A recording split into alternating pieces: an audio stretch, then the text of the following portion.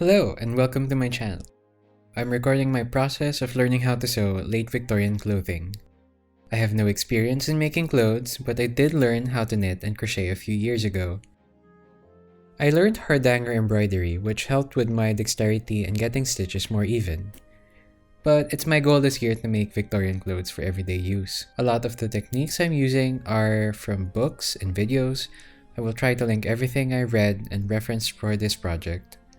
I'm using this pattern from Agnes Walker's book, Manual of Needlework. I'm taking the challenge of doing this by hand because I currently don't own a sewing machine. I started by drafting out the pattern. The book shows the distance of certain points and I just aligned the French curve from point to point and hoped it was the right shape. I cut out the pattern twice and put the shirt I use over it just to see if it fits close enough. Then I cut out the fabric. I hemmed the sides I know would not be attached to anything else, then marking and cutting out the width of the ruffles, twice the width of the calf. I made some coffee, continued hemming the rest of the drawers, and a few days later I hemmed the band for the ruffles and couldn't decide what lace to use. I took the band for the ruffles and rolled the edge while I whip stitch around it as my gathering thread. I'm not sure about this part, but I tried to follow the instructions from authentic Victorian dressmaking techniques, and here's how it looked after pulling the gathering thread. I cut the edges of the lace and got tired, so I drafted a pattern for stays just to check what size busk I needed to order for a corset. I pinned and basted the lace to the side seams of the drawers before using a whip stitch and cutting out the excess fabric.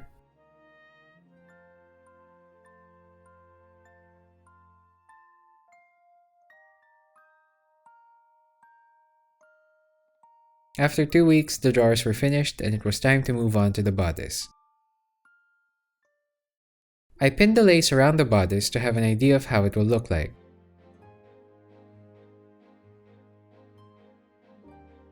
Then basted it, cut away the excess fabric, and secured it with a whip stitch.